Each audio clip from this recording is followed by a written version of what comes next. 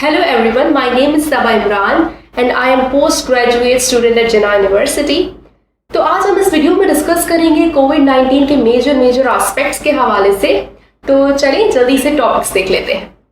सबसे पहले मैं थोड़ा सा इंट्रोडक्शन दूंगी कोविड-19 के हवाले से, then we will discuss about history of कोविड-19, how it originated and spread, then we will be discussing about the epidemiology. It means that we are going to discuss about the stats. We will be discussing structure of the coronavirus, and then we'll be discussing how it transmits from one person to another, how we can diagnose a coronavirus patient, what are the treatments, vaccinations available up till now, and lastly we will be discussing precautions. So what is COVID-19? COVID-19 basically एक enveloped virus होता है. इसका genome positive stranded होता है. इसके structure के हवाले से बात करें तो ये तकरीबन 60 से 140 नैनोमीटर तक का साइज होता है इसका, और इसके सरफेस पे स्पाइक लाइक प्रोजेक्शंस होती हैं जिसकी वजह से क्राउन शेप्ड स्ट्रक्चर देता है. और अगर हम अपनी रेगुलरली बात करें तो हमारी आसपास तकरीबन 4 types of corona viruses present होते हैं, लेकिन ये बहुत माइल्ड इलनेस कॉज करते हैं.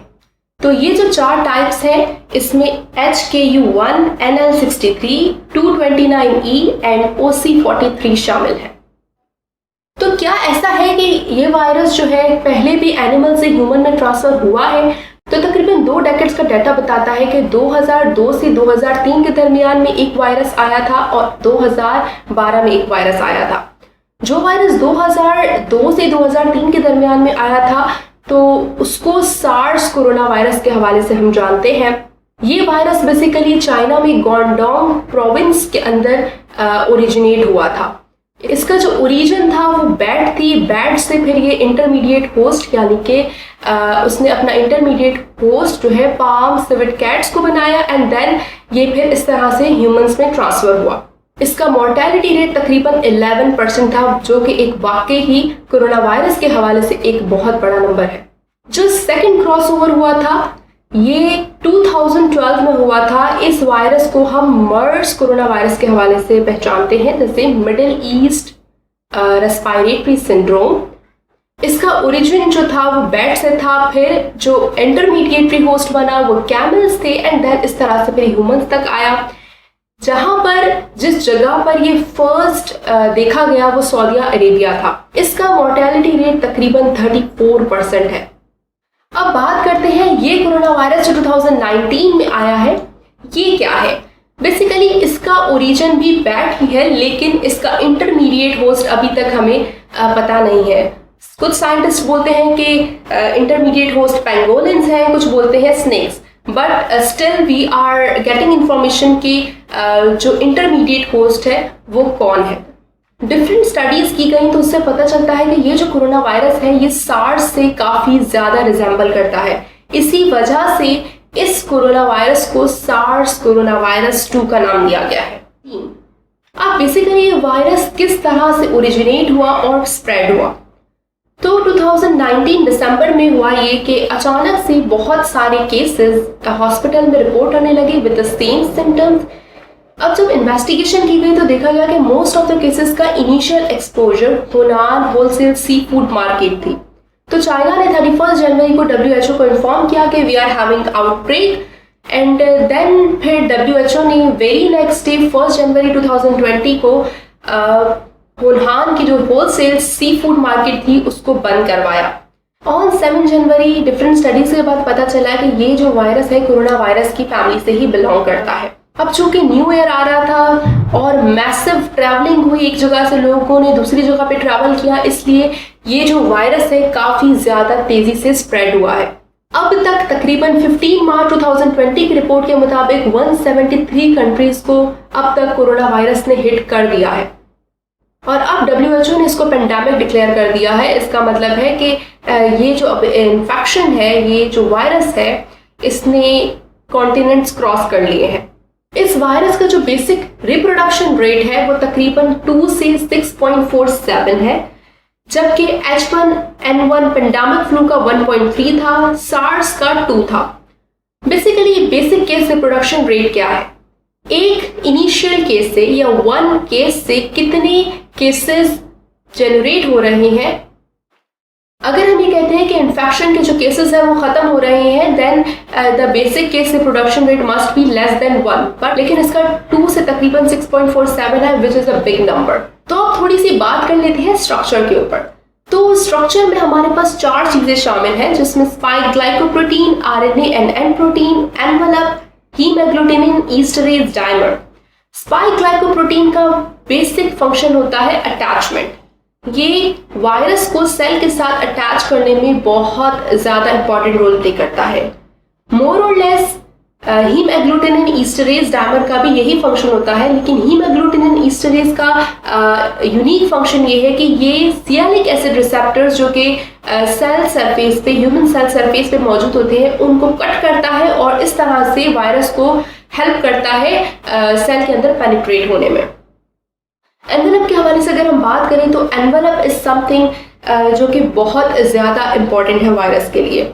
अगर हम ये बोलते हैं कि अगर कोई वायरस म्यूटेट हो गया है और उसका एनवेलप नहीं बन रहा, तो ये इस तरह के जो वायरसेस होते हैं बहुत ही ज़्यादा इनकॉम्पिटेंट होते हैं। इनकी जो प्रोजेनी होती है वो इतनी ज़्यादा कॉम्पिटेंसी नहीं रखती, वायरल टाइटर काफ़ी कम होता है।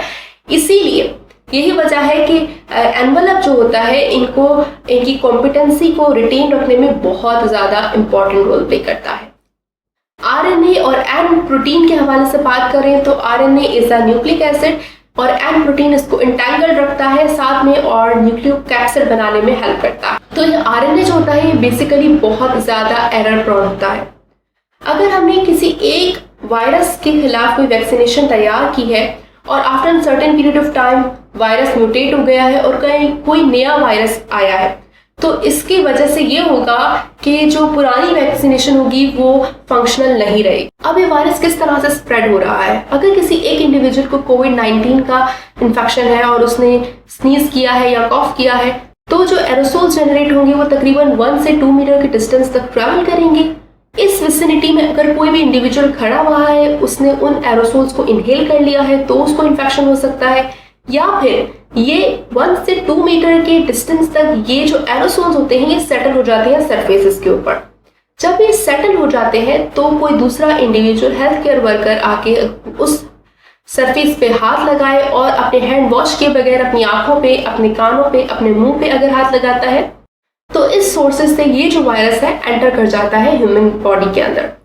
तकरीबन इंक्यूबेशन पीरियड इसका 2 से 14 डेज है। अगर किसी को डे 1 पे कोई इन्फेक्शन रिपोर्ट हुआ है तो इट इज़ पॉसिबल कि वो डे 2 पे सिम्टम्स शो कर दे। इट इज़ पॉसिबल कि वो 14 डेज के अंदर किसी भी टाइम पे अपने सिम्टम्स शो करे। It vary from person to person. तो जब ये वायरस बॉडी के अंदर एंटर होता है तो म्यूकोजा में एंजियोटेंसिन रिसेप्टर मौजूद होते हैं। इनकी हेल्प से ये वायरस बॉडी के अंदर एंटर कर जाता है। ये एक छोटी सी पिक्टोरिकल प्रेजेंटेशन है जिसमें बताया जा रहा है कि सार्स कोरोना वायरस 2 जो है इसका प्राइमरी होस्ट जो है बैट्स है। अब ये डायरेक्ट कांटेक्ट के थ्रू अगर कोई इंडिविजुअल बैट्स को एज अ फूड कंज्यूम कर रहा है तो ये डायरेक्टली पहुंच सकता है उस तक, या फिर इनडायरेक्ट सोर्सेज से भी पहुंच सकता है। बट इनडायरेक्ट सोर्सेज क्या है अभी we are looking into it. फिर ह्यूमन टू ह्यूमन ट्रांसमिशन होता है एरोसोल से। ये मैंने एक छोटी सी डायग्राम बनाई है जिसमें मैकेनिज्म ऑफ इन्फेक्शन समझाने की कोशिश की है, जिसमें दिखाया जा रहा है कि एक इंडिविजुअल कफ कर रहा है और इससे एरोसोल्स जनरेट हुए हैं, दूसरे पर्सन तक पहुंचे हैं, उसने इनहेल किया है और इनहेलिंग के बाद ये जो वायरस है बेसिकली म्यूकोजल मेम्ब्रेन में एंजियोटेंसिन रिसेप्टर से जाके बाइंड किया, सेल के अंदर गया। सेल में तकरीबन 1 cell million copies of virus बनाने की कैपेबिलिटी रखता है। इसके बाद जब वायरस फैल रहा है, आसपास के दूसरे सेल्स को इन्फेक्ट कर रहा है, तब ये ब्रोंकियल ट्यूब्यूल से होता हुआ एयर सैक्स तक पहुंचता है। यहाँ पर एयर सैक्स को ये डैमेज करता है जिसकी वजह से बहुत सा पस, फ्लूइड और डेड सेल्स जनरेट होते हैं। अब यहाँ पर प्रॉब्लम होना शुरू हो जाती है कि लंग्स जो है प्रॉपरली बॉडी को ऑक्सीजनेट नहीं कर सकते, कार्बन डाइऑक्साइड को एक्सपेल नहीं कर सकते। दिस इज द स्टेज के जहाँ पर लैकनेस ऑफ ब्रीथिंग के सिम्टम शो होना शुरू हो जाते हैं और it is a state of pneumonia basically. Now अगर कोई पेशेंट आया है तो हम उसको किस तरह से डायग्नोज करें कि आइदर ही और she is a corona virus patient और not. So real time PCR is a wonderful test in laboratories जो कि क्योंकि हमारे पास कोरोना वायरस का जीनोम मौजूद है तो हम आराम से पता कर सकते हैं कि whether it is corona virus और नॉट। इसके अलावा सीरोलॉजिकल एंटीबॉडी टेस्टिंग कर सकते हैं, हमारे पास एंटीबॉडीज मौजूद हैं तो हम एंटीजन को डिटेक्ट कर सकते हैं। अनदर डायग्नोस्टिक टेस्ट इज सीटी इमेजिंग। सीटी स्कैन्स भी हम कर सकते हैं जिससे हम पता लगा सकते हैं कि ये जो पेशेंट है ये कोरोना वायरस का है या नहीं। जैसे कि ये पिक्चर आप देख रहे हैं, इस पिक्चर में जो हेजी पैचेस दिख रहे हैं लंग्स में, ये क्लियरली इंडिकेट कर रहे हैं कि कितना ज़्यादा फ्लूइड लंग्स में मौजूद है, कितनी ज़्यादा डिस्ट्रक्शन एयर सैक्स की हो चुकी है। Now the most important and the beautiful topic, what are the treatments. तो ऐसा नहीं है कि treatments are not there, people are looking, scientist are looking into it and we are having some options to go for. तो one by one करके discuss करते हैं। सबसे पहला हमारे पास ऑप्शन है पैसिव इम्यूनाइजेशन, यानी कि उन पेशेंट्स से जो कि कोरोना वायरस से रिकवर हो चुके हैं, उनका प्लाज्मा लें, उसमें से मोनोक्लोनल एंटीबॉडीज प्योरीफाई करें एंड देन फिर हम उसको इन्फेक्टेड पेशेंट्स के अंदर एडमिनिस्टर कर दें, जिससे उनके अंदर भी एंटीबॉडीज जब जाएंगी तो वो कोरोना वायरस से फाइट कर सकेंगे। बट हमारे पास जो चैलेंज है इसके लिए कि हमारे पास बहुत ज़्यादा डोनर्स अवेलेबल नहीं है। साथ ही साथ हम उस पेशेंट में जिससे ले रहे हैं प्लाज्मा और उस पेशेंट में जिसमें हमें एडमिनिस्टर करना है, दोनों की क्लिनिकल कंडीशंस को देखना बहुत ज़रूरी है। तीसरा चैलेंज ये है कि हमें देखना ज़रूरी है कि वायरस इस थेरेपी पे कैसे रिस्पॉन्ड करता है। लास्टली हमें ये देखने की ज़रूरत है कि जिस पेशेंट में हम ये एडमिनिस्टर करेंगे उसका किस तरह का इंटरेक्शन हो सकता है इस एंटीबॉडीज के साथ। Second option is chloroquine and hydroxychloroquine. तो ये आपने इस फॉर्मूला के बारे में, एंटी मलेरियल फॉर्मूला, ये आपने इस नाम से सुना होगा। तो इसकी जो हमने स्टडी की, इससे पता चलता है कि ये सार्स कोरोना वायरस जो कि 2002 में आया था, इसके खिलाफ एंटीवायरल एक्टिविटी रखता है। और जब स्टडी हुई माइस के ऊपर तो बताते हैं कि ह्यूमन कोरोना OC43 जो है, इसके खिलाफ भी क्लोरोक्विन और हाइड्रोक्सीक्लोरोक्विन काफी हद तक काम करता है। इसके अलावा डिफरेंट वायरसेस जैसे कि मर्स, HIV, इबोला, हेंड्रा और नीपा वायरसेस, इन तमाम वायरसेस के खिलाफ एंटीवायरल एक्टिविटी क्लोरोक्विन और हाइड्रोक्सीक्लोरोक्विन से मिल जाती है। इसका मैकेनिज्म ऑफ एक्शन क्या है कि जब एक वायरस सेल के अंदर एंटर करता है तो उसको एंट्रेंस के लिए बहुत ज्यादा जरूरी होता है लाइसोजाइम की pH का कम होना। तो ये जो मेडिसिन है क्लोरोक्विन और हाइड्रोक्सीक्लोरोक्विन, ये क्या करते हैं, ये जो लाइसोजाइम की pH है इसमें से जो प्रोटॉन्स है इसको विड्रॉ कर लेते हैं। विड्रॉल के बाद इसकी जो pH है लाइसोजाइम की, ये काफी बढ़ जाती है। जब ये pH बढ़ जाती है तब फ्यूजन होना वायरस का सेल के साथ नामुमकिन हो जाता है। ऐसा होने के बाद हम वायरस की स्प्रेडिंग को रोक सकते हैं। लेकिन चैलेंज क्या है कि इसकी थेराप्यूटिक और टॉक्सिक डोज में बहुत नैरो मार्जिन है। So if you are infected with corona virus तो आपको इसकी सेल्फ मेडिकेशन बिल्कुल भी नहीं करनी चाहिए, क्योंकि यू नेवर नो कि आपके लिए क्या करेक्ट डोज प्रेस्क्राइब्ड होनी चाहिए। The next option is decoy molecules. Decoy molecules क्या होते हैं? ये बेसिकली ऐसे मॉलिक्यूल्स होते हैं जो कि हमारे बॉडी के सेल के रिसेप्टर्स की तरह दिखते हैं। जब वायरस बॉडी में एंटर होता है तो हम डिकॉय मॉलिक्यूल्स भी एडमिनिस्टर करते हैं। तो वायरस के लंग्स तक पहुंचने से पहले ये डिकॉय मॉलिक्यूल्स उसको इंगेज कर लेते हैं। जब ये इंगेज कर लेते हैं तो ये लंग्स तक नहीं पहुंच सकते और इस तरह से निमोनिया का जो चांसेस है, रिस्क है, वो काफी हद तक कम हो जाते हैं। तो ये भी एक ऑप्शन है जिस पे साइंटिस्ट स्टडी कर रहे हैं। Now, what are the nucleoside analogs? Nucleoside analogs basically nucleic acid के तरह के होते हैं। RNA रेप्लिकेशन के दौरान जब न्यूक्लियोटाइड्स आके अटैच होते हैं RNA में, तब ये न्यूक्लियोसाइड एनालॉग्स उसको RNA डिपेंडेंट RNA पॉलीमरेज की जरिए उसको जाके ब्लॉक कर देते हैं।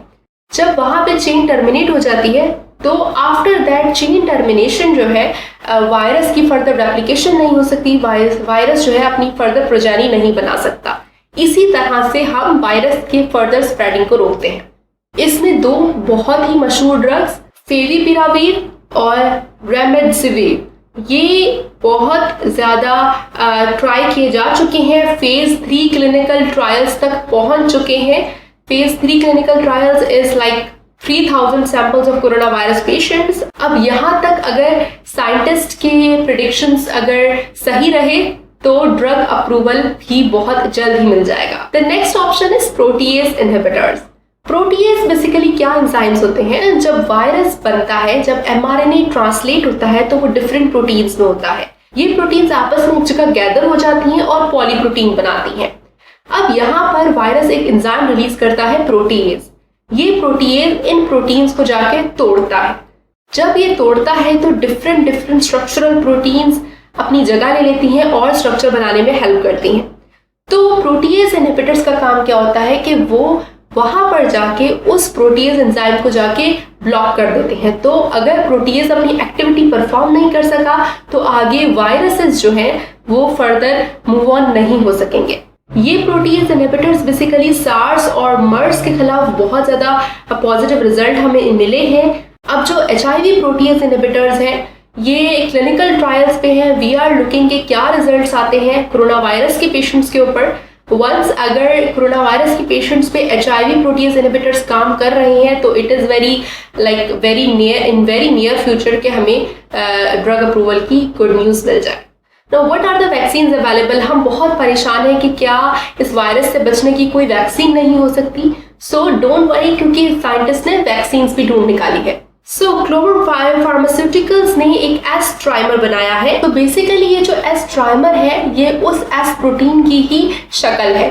तो Clover Biopharmaceuticals ने इस तरह का ट्राइमर बना लिया है and they are on the clinical trials. इसके साथ साथ GSK एडजुवेंट यानी कि GlaxoSmithKline एडजुवेंट की एडिशन इन एंटीबॉडीज को और ज्यादा बूस्ट करने में हेल्प कर सकती है। तो साइंटिस्ट जो है बेसिकली क्लोवर बायोफार्मास्यूटिकल्स और GSK एडजुवेंट सिस्टम्स जो है इन कोलैबोरेशन काम कर रहे हैं वैक्सीन बनाने के लिए। इसके अलावा यूनिवर्सिटी ऑफ क्वींसलैंड जो है एक मॉलिक्यूलर क्लैंप बना रही है। बेसिकली कोई भी प्रोटीन स्टेबल उसके क्लैंप से होती है। अगर कोई भी प्रोटीन अपने प्रॉपर स्ट्रक्चर में नहीं है देन उसका जो फंक्शन है वो इम्पेयर हो जाएगा। तो एक मॉलिक्यूलर क्लैंप का जो आइडिया है वो यूनिवर्सिटी ऑफ क्वींसलैंड ने दिया है, जिसके साथ साथ जो कि उस प्रोटीन के साथ क्लैंपिंग करेगा एंड देन फिर GSK एडजुवेंट के साथ मिलके इम्यूनिटी बूस्ट करेगा। Another idea has been given by Inovio Pharmaceuticals, जिन्होंने कोलैबोरेट किया है बीजिंग एड वैक्सीन बायोटेक्नोलॉजी के साथ। इन्होंने बेसिकली एक प्लाज्मिड डिजाइन किया है जिसमें उन्होंने बताया है कि हम एस प्रोटीन का जो पर्टिकुलर जीन है हम उस प्लाज्मिड में इंसर्ट कर देंगे। आफ्टर इंसर्शन हम इस प्लाज्मिड को बॉडी के अंदर एडमिनिस्टर कर देंगे। जब ये बॉडी के अंदर जाएगा तो बॉडी के सिस्टम के साथ साथ ये प्रोटीन भी ट्रांसलेट होगी एंड देन फिर बॉडी को पता चल जाएगा कि इसके खिलाफ एंटीबॉडीज बनानी है।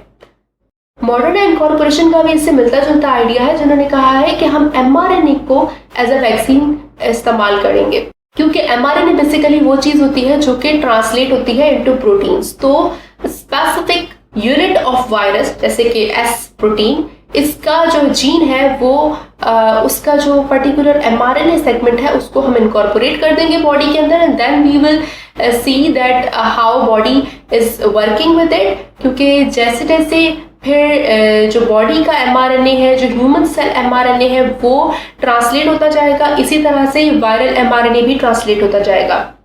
लेकिन ये प्रॉपरली वायरस नहीं बना सकेगा क्योंकि ये एक छोटा सा चंक होगा या एक छोटा सा एक्टिवेटिंग रीजन होगा।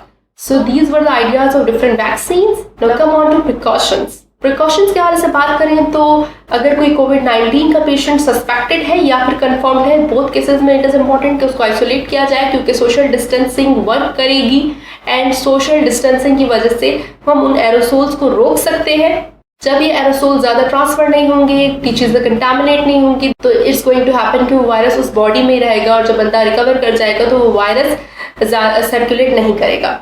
कोरोना वायरस के पेशेंट के साथ अगर कोई केयर गिवर है तो उसको एवरी 20 मिनट्स अपने हैंड वॉश करने चाहिए। जिन इक्विपमेंट्स को पेशेंट इस्तेमाल कर रहा है उन तमाम इक्विपमेंट्स को डिकंटामिनेट करना चाहिए सोडियम हाइपोक्लोराइड से। पेशेंट्स को सर्जिकल मास्क जरूर पहनाना चाहिए ताकि कोई भी एरोसोल ड्रॉपलेट न्यूक्लाई बाहर की तरफ ना आए। इसके साथ साथ एक अच्छी वेंटिलेशन सिस्टम हमें ज़रूर अपने घरों में भी रखना चाहिए ताकि जो है सनलाइट के साथ साथ तमाम तरह के जो वायरसेस हैं वो किल हो जाए। And lastly good hygiene. Good hygiene is something जो कि बहुत ज़्यादा रोल प्ले करती है किसी भी तरह के इन्फेक्शन से बचने के लिए। So this is it for this video. Thank you for watching.